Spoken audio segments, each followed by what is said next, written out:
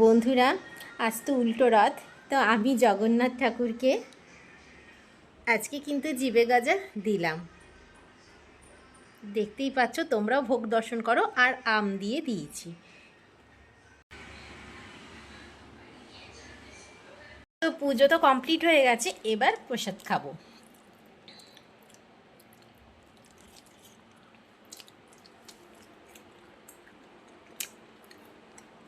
Tata.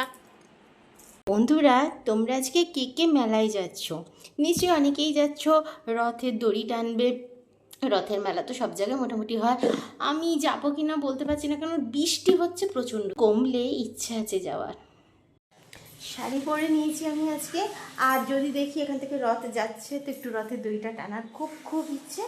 আর না হলে একটু মেলার দিকে যাব। তো চলো, আর গেলে নিশ্চয়ই তোমাদেরকে দেখাবো। রথ আর জিলিপি খাবো না, তাই আবার হয়? হ্যাঁ, মেয়েও খাইয়ে দিচ্ছে না।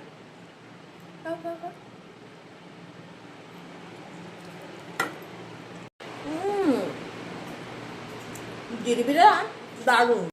বন্ধুরা, তোমরা কে কে খেয়েছো আজকে জিলিপি জানি না।